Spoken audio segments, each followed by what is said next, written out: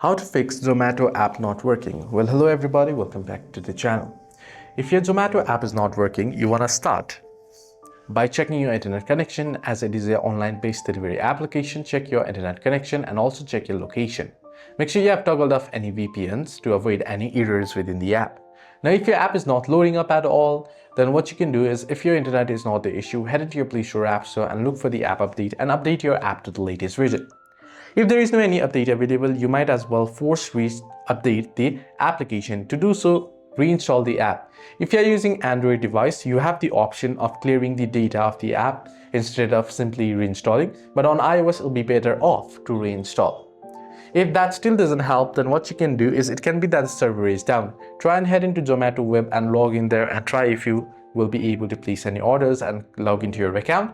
If you are still unable to do so, you'll have to contact the Zomato support directly, as it can be the server issue. Hope this video helped you. Do like and subscribe.